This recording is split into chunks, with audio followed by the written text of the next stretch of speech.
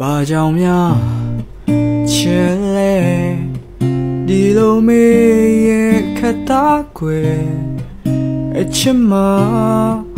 အကြောင်းပြချက်များမလိုဘူးဟုတ်တယ်ဒါဆိုနာလေနိုင်မလားအချစ်လေနှလုံးသားကတသေးခွေဘယ်လောက်များချစ်လဲဒီလိုမေးရင်ခတ်သားခွေအချစ်မနိုင်စားချက်များမလိုဘူးဟုတ်တယ်ဒါဆိုမင်းညို့ညင်မလားအချစ်လေနှလုံးသားကတိုင်းတာခွေချစ်တယ်မင်းလေးတီကိုတီပါခွေ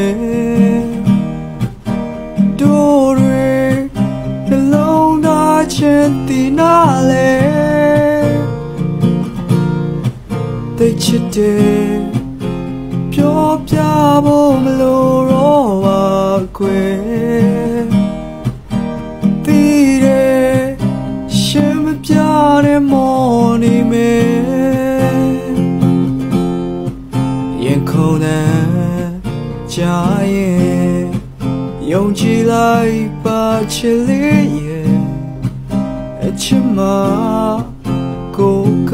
ချက်များမလိုဘူးဟုတ်တယ်ဒါဆိုမင်းရင်နေမလား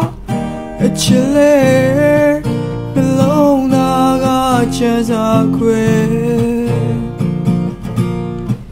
ဒါဆိုမင်းရင်နေမလားအချစ်လေးနှလုံးသားကချမ်းသာခွေ